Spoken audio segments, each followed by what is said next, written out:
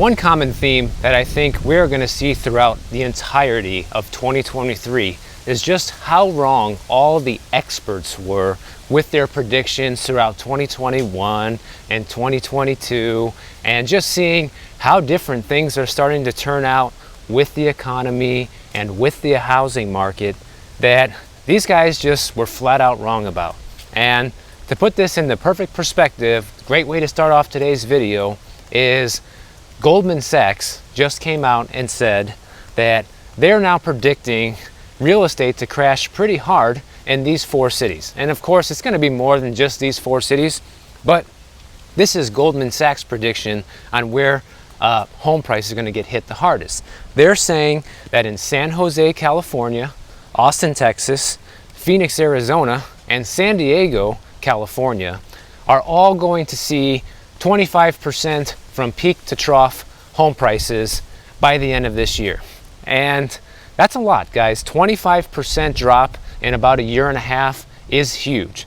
But even though they might be right about that, you know, they've been wrong about so many other things. Because even when you look at their latest statement about this, and they're talking about how, you know, their original prediction for the Case-Shiller home price index was going to be a 4.1% drop this year. Now they're saying it's going to be 6.1%. That's the nationwide average. And don't get me wrong, 25% is a huge drop, because during the last housing crash, home prices came down by 27% according to the Case-Shiller home price index, if you go by that data. But like we talked about before, depending on which set of data you look at, the numbers can change a lot. I did a whole video about that a week or two ago, talking about how when you look at Zillow's data, it's different than Redfin's. When you look at Redfin's data, it's different than Fred's data. Fred's data is different than the Case-Shiller data, and so on and so on. Even though they're all tracking the same thing, somehow it's all different, okay? So it depends on what you look at. But I wouldn't really get hung up on, you know, the exact percentages, because that's not what's important here. What's important is companies like Goldman Sachs now coming out and saying that this is going to happen, okay? And it's not just going to be in Phoenix and Austin and San Jose and San Diego. There's going to be other places that are going to see drops of this magnitude as well. It might not be where you live, but it's going to happen in a lot more places. And really, one thing that can really back this up is take a look at this chart. This chart that I have up here is showing the housing affordability rate, okay? And when you go back to the last housing crash, when you look at 07 and 09, it was down, right? Because this graph is basically the inverse of home prices. When the graph goes down, it means that affordability is very low, and when the graph is very high, it means that home affordability is very high. When you look back at 2008 to 2009, the number was hovering right between 70 and 80. Well, look where it is now, guys. Now it's between 60 and 70, meaning housing is even more unaffordable now than it was during the last housing crash. And who in their right mind is going to say that this isn't going to affect prices everywhere? Of course it will, okay? This is going to have a huge effect on prices everywhere. Now the question all just comes down to not if, but when and by how much. That's the question you need to be asking yourself in your local market. But you know, this is why I think the experts are wrong time and time again, even Goldman Sachs, because yeah, sure, are these places probably going to see those declines? They will, guys, but they're omitting a couple of things. First of all, they're not saying where else they think it's going to go down by that much, because there are going to be other areas. And also, they're saying that this is all going to happen within 2023, and that by the time 2024 rolls around, everything's going to return back to normal. You know, homes are going to be more affordable again, and then we're going to start seeing home price growth happen all over again in 2024. Clearly, these guys are not paying attention to what happened during the last housing market crash, because that is not how it played out. And all you got to do is even go back and look at their home affordability chart, guys. You can pretty much see that during the last crash, that housing affordability was at an all-time low around 2006 to 2007, and it really didn't start shooting back up until the middle part of 2009. So that's at minimum 2.5 to 3 years until homes become more affordable, right? What makes Goldman Sachs think this time around that we're going to have a year and a half of home prices going down, and then the following year, everything's going to be back to normal? Because prices only started going down in June of 2022. We're sitting in January of 2023 right now. It's been 6 months. We got a long ways to go. And that's what everybody needs to understand with this. And it's interesting to look at what other big banks are saying as well, because they're not on the same page, that's for sure. You have Goldman Sachs saying this, then you have Morgan Stanley coming out and saying that, yeah, home prices are only going to fall by 4% in 2023. That's it. I mean, who are they kidding, guys? It's already fallen by 10% on a national average, okay, since June of 2022. In fact, I think it's even lower now. I'm pretty sure I have some more notes in my phone here to talk to you guys about later in this video that proves that it has actually gone down more than that. So stay tuned for that. There's just so many things sometimes that I talk about in these videos, and I can't remember everything, so I'm always referencing my notes here. But then you have other ones that are being more realistic. You have other banks that are looking at reality right now. Interactive Brokers, they're saying that they think we're going to see 25% price declines across the board. KPMG, they think we're going to see a 20% drop this year, and those predictions are in line with what I said last year when I gave you guys my 2023 housing market predictions. I think overall, on a nationwide scale, we're probably going to see home prices come down in the 20% range this year throughout 2023. Could be more, could be less. It's just a prediction, okay? But that's based on what we already saw going from June through December last year. And my simple thought was, if this trend continues forward, then this is just going to keep dropping further and further into 2023. Now, one thing people haven't anticipated, and I didn't anticipate either, is that mortgage rates would be a whole point lower right now than they were a couple months ago, okay? But why is that happening, guys? A couple things. One, mortgage lenders are getting desperate, and on top of that, we have the biggest treasury yield inversion in history, okay? And that's why you're seeing these mortgage rates drop. And it makes no sense when you look at it from that point of view, because the Fed's not done hiking rates. So the federal funds rate is going to go up again, probably in just another week or two here. So the Fed's not even done with interest rate hikes, which means there's a high probability that after the next hike, you're going to see mortgage rates shoot back up again, probably close to the 6.5% range. So, you know, you see all these people rushing out like, oh, I need to go out and get a house now that, you know, the mortgage rates went down. Great, mortgage rates went down, home prices are still too expensive, and prices are still falling. So who in their right mind would go out and do this right now? You know, there are exceptions. I'm not saying there aren't. There are places where the prices likely are not going to fall much more, okay? I feel like I live in one of those places, and I've talked to a few of you recently during doing some of my consulting calls where you guys live in some areas where it's probably not going to drop where you live either. So this is not everywhere, but overall, that's the prognosis.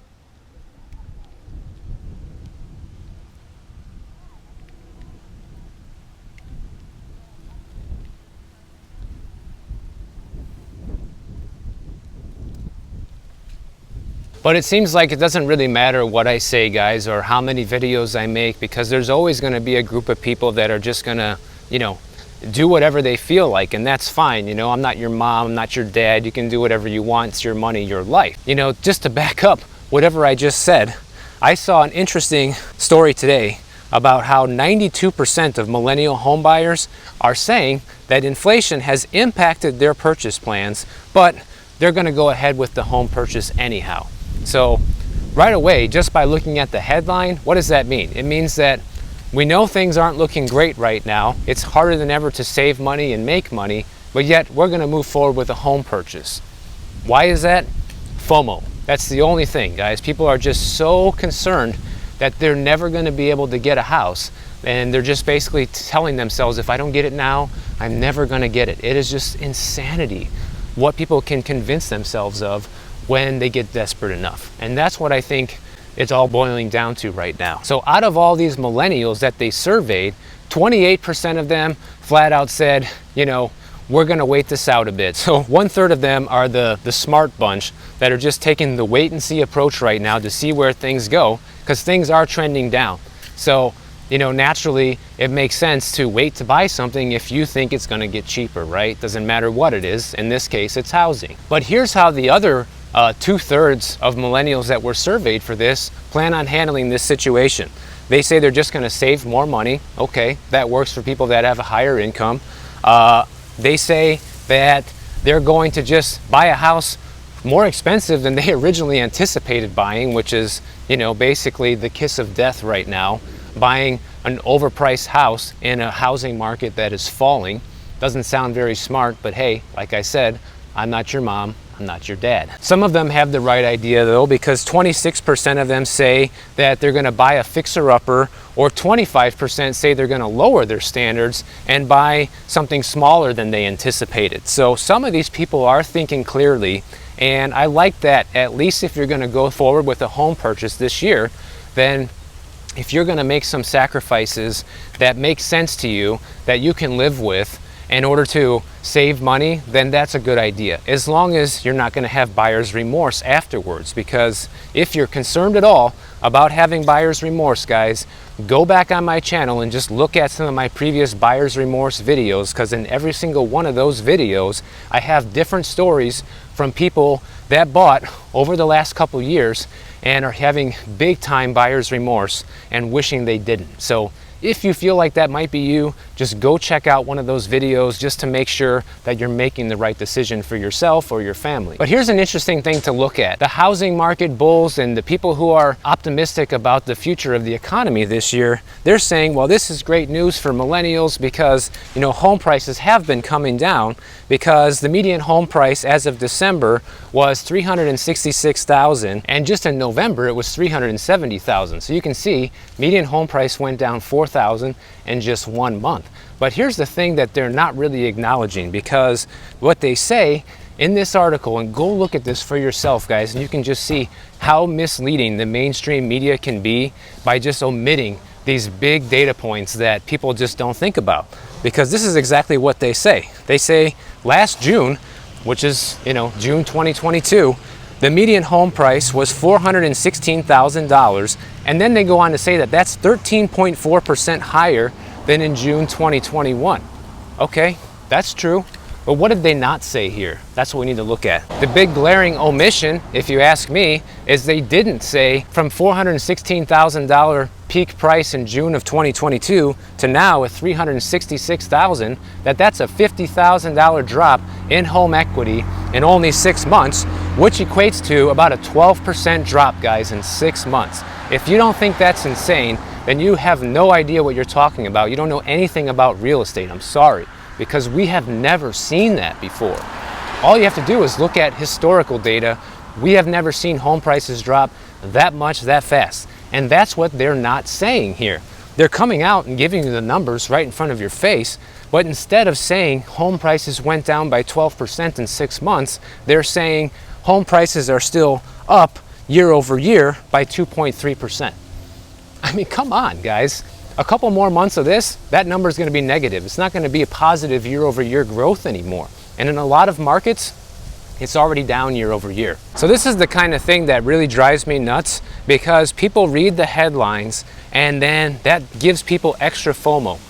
Seeing that even though inflation is hurting millennials' wallets, that they're gonna move forward with a home purchase anyways. And what does that make somebody else think? Oh, I should do the same thing, because if I don't, I'm never gonna get a house. Even though in the same article, they're telling you that home prices have fallen 12% in 6 months without flat out just saying that. They're giving you the numbers, but if you want the math, you got to do it yourself, because they're only giving you the positive info that prices are still up 2% year over year. Give me a break, guys. I mean, are you falling for this? I'm not. One thing they did say here that makes a lot of sense, that people do need to get on board with, is that mortgage rates in the 5 to 6% range is likely to be the new normal. And I actually said that probably at least 2 or 3 months ago. I think that's going to be the case as well. Like, the days of seeing the 3% mortgage rates, that's over. I mean, the only reason we saw that was because we were in this emergency situation and the Fed basically brought the federal funds rate down to near zero, And that's why we saw these mortgage rates hit the floor, sometimes even under 3% in some cases. Some people were getting 2.75, things like that. That's gone forever. You're not going to see that. And honestly, those rates should be gone forever, because what that does is it keeps home affordability in check. Because the higher the interest rates are, the less buyers are able and willing to pay for a home. So having higher interest rates, even though it might seem like a punishment right now, that's the only reason it does feel like that is because prices everywhere are still too high. But these high interest rates are going to put the real price on the table eventually, because affordability is at an all-time low, like we've already talked about. And that's using Goldman Sachs, their own data, showing just how unaffordable housing is, guys. So the only thing that can make housing more affordable is if prices come down, interest rates come down, or people start making more money. Well, we know people are making more money, but it's not enough to beat inflation, so that's not going to work. And we know interest rates are not going to come down anytime soon. We're not going to go back to 3%. Even if it gets down into the high fives this year would be a miracle. It's probably not going to happen though. So what's left? What's the path of least resistance here? Home prices coming down. Okay, you don't have to be a genius to figure this out. And that's what we've been talking about here for months and months and months now. And of course, the experts are saying, well, home inventory is still low. We only have a 2.9 month supply on the US housing market. That's down from the November numbers, which was 3.3 month supply. But look back in December, which it says right here in this story, in December of 2021, we were at a 1.7 month supply. So as you can see, even though 3 month supply is not great for buyers, it's a big improvement over 1.7 months. And here's the other thing that they're not talking about in here, which should be glaringly obvious as well. Every single spring, for pretty much as far back as we can look, let's just look at some of this Redfin data here for the past 5 years. Every single spring, the inventory surges, okay? That's just the way it goes. It starts going up right around February and March, and then by June or July, it kind of hits the peak of how much housing inventory there is, and then it starts slowly going down from there into the fall and winter, and the cycle just repeats like that year after year. And even in the hottest years, 2020, 2021, and 2022, we still saw this same pattern repeat itself, although the numbers were much lower. I am almost certain that 2023 is going to be the year where all of that changes. We're going to see these inventory numbers surge back to very close to where it was pre-pandemic, if not right there.